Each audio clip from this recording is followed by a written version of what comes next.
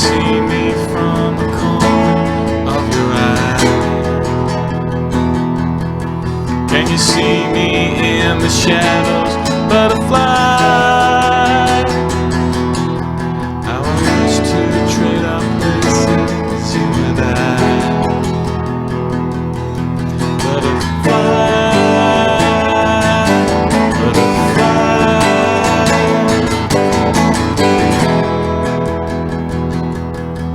I will leap into the air, butterfly. I will dance and swoop beneath the clouds in the sky. I will dance and make the people smile, butterfly. Leave them all entranced, hypnotized. Butterfly.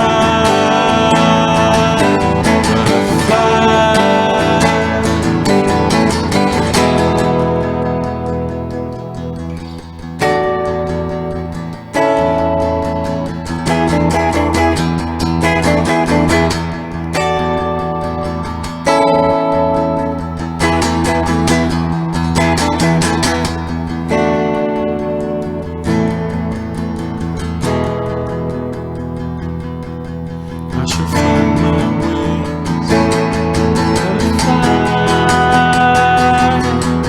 Cause tornadoes to arise. Cause tornadoes around the world, butterfly. While I dance and soar beneath the clouds, people die.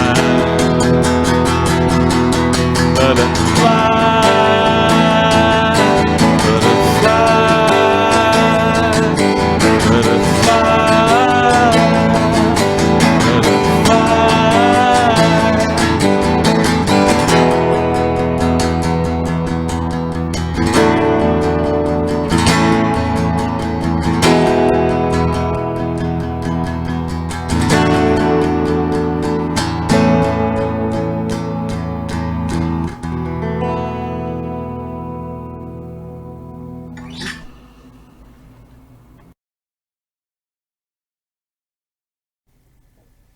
Hello, welcome to Guitar Trek.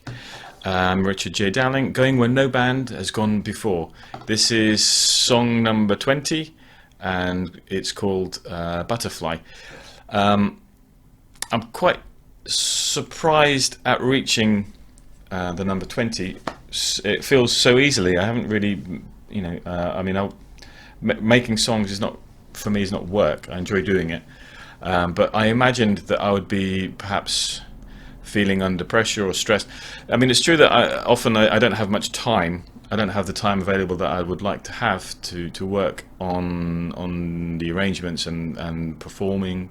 But in terms of writing the songs, it's been very easy, and they seem to. I always have like a couple, of ideas going around, fighting for attention. In fact, this week, I had two different ideas. I was doubting whether or not, I was doubting which one to pursue.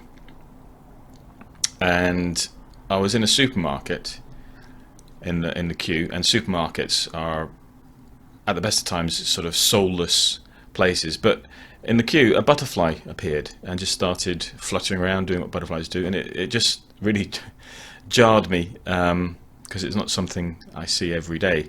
And of course, then I had to, because the song at that point was already called Butterfly, and I had that idea of it being about a butterfly, but I wasn't sure whether to pursue it. But it seems that there was a sign sent.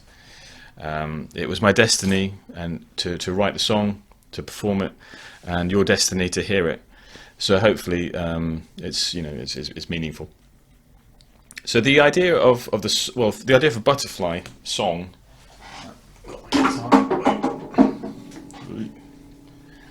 I've got these wireless gadgets. I'm very happy with them, and they're working very well so far. And it means, the reason I got them was because in the rehearsal space,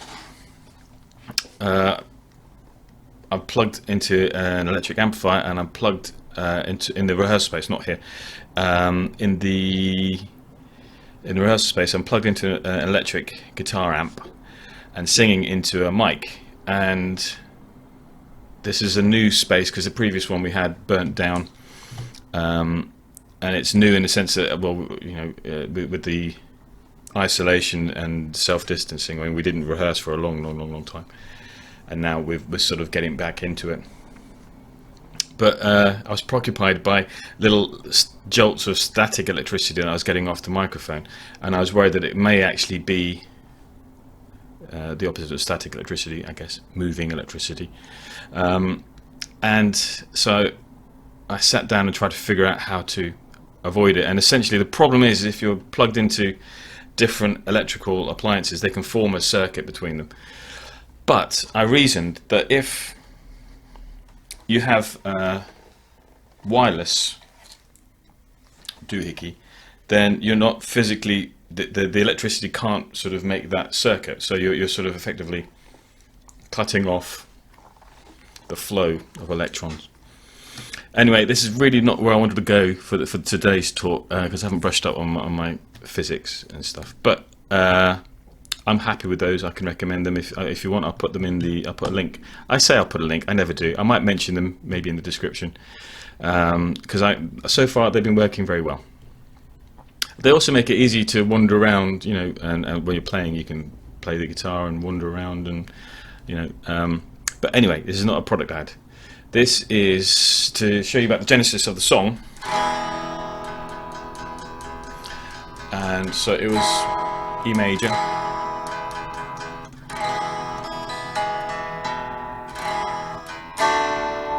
D major, A major, E major, and then I just keep the E as what's called a pedal note. A pedal note is where it doesn't change, but you're changing the chords over the top of it, and it gives a different harmonic effect. So if I were just playing D, A, oops, it would sound good, but with this pedal underneath it, it gives it a bit more tension, and sort of feeling of impending doom. And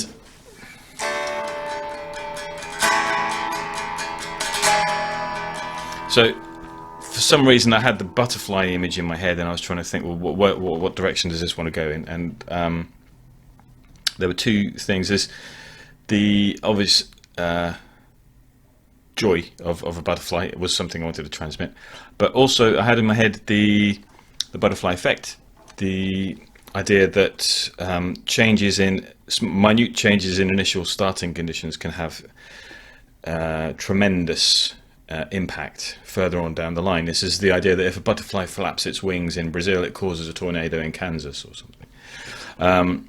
Which is not to say that every time a butterfly flaps its wings, it's causing a tornado, which some people have seemed to have got that from that idea. But it's chaos theory, the idea that you can have huge impacts coming from small differences. And so the narrator starts out admiring the beauty of the butterfly and saying that he wants to change places, and then he would be, you know, happily dancing around the air and making people smile. But there are little hints in the beginning. He's in the shadows. That is, this narrator, the person that's singing the song, is not all there, and in fact can only think of using this gift of changing, if you were able to change places, using it to cause a tornado around the world that kills everybody. So he's not the happiest of guys, and I think that that tends to attract my interest, because it makes the song.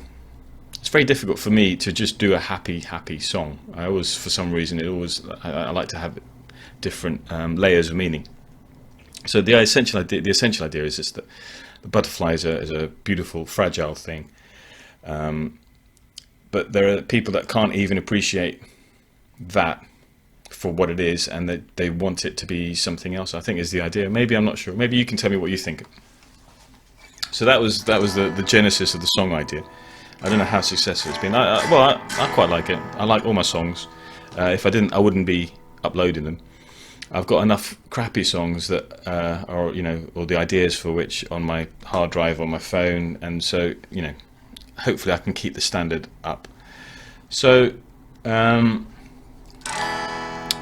really, there's only the two parts to the song, and I felt like it wanted to be a simple verse chorus structure. The only thing was to find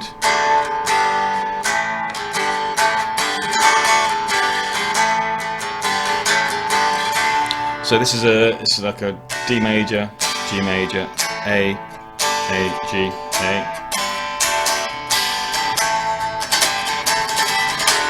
And obviously it provides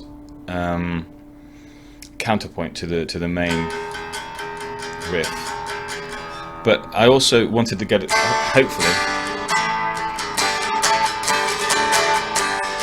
I wanted to get something of the movement of the butterfly dancing around the air in the music itself, and that's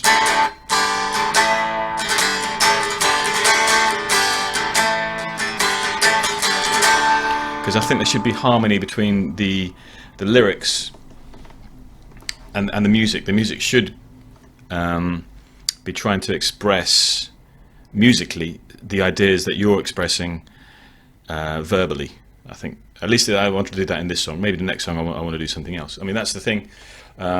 It's a blank canvas. I mean, you can really do whatever you want, which is why I think I never get bored writing songs, because whenever I sit down at the guitar, I'm always thinking of a different way of writing a song, or a different style of song. So it's eternally fresh for me. I mean, I've been writing songs for 24 years, and I think, yeah, I haven't got bored of it. I mean, there have been periods of my life when, for one reason or another, I've sort of put it to one side while I was concentrating on other things. But doing this song a week really helps me to focus and to enjoy maybe the process more, because it's almost like a bit of a part-time job I've got going on.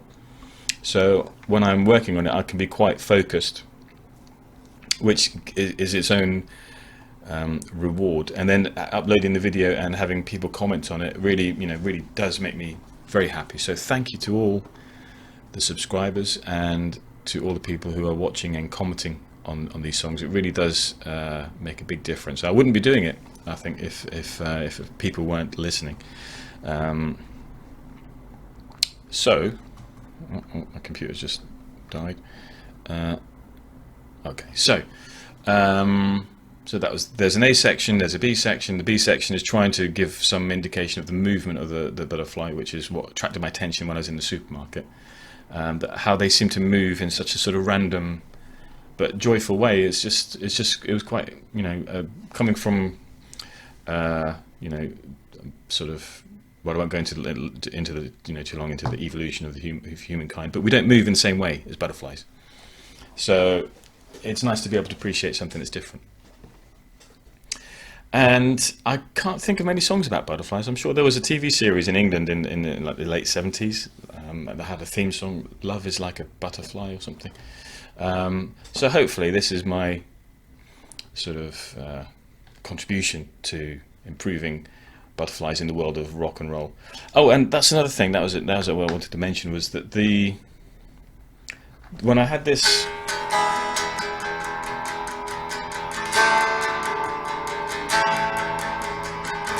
put me in mind of a Julian Cope song from his first CD. I was going to say CD, but it wasn't a CD, it was his record. It was the first record that he made after leaving the Teardrop Explodes.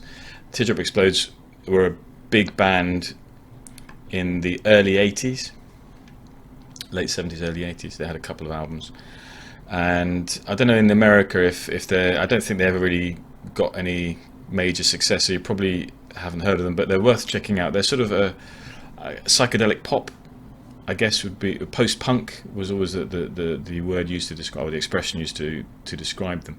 But I mean, there's a whole universe of Julian Cope stuff that you if you start off, you can develop obsession with, as I have. But the first CD has a song called Collie Kibber's Birthday, which sort of blew my mind. I heard it, I think I was 14 or something. I borrowed it from the local library. As you know, the local library was very important in my musical education, and I bought it because the the cover just looked insane. It was "World Shut Your Mouth," which he then subsequently went on to have a single, which I thought was brilliant. That he had an album called "World Shut Your Mouth," but there was no song on it with that name. And then the single "World Shut Your Mouth" came out on the second album after that, after the detour of Fright. Anyway, I won't go too much into the history of Julian Cope, but it's a good song, Collie Kibber's Birthday, and he used, I think it was a Casio keyboard for the rhythm.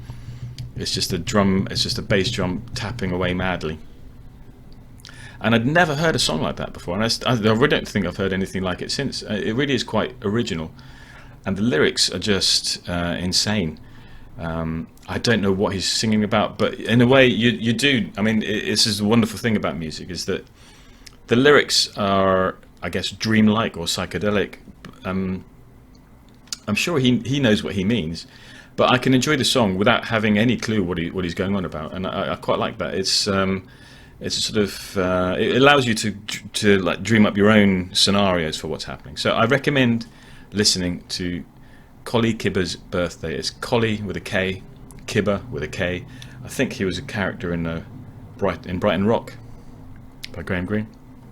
So it may be Julian Cope's homage to Graham Greene, and it's worth checking out. And on that note, I will say goodbye, and until next week, take care.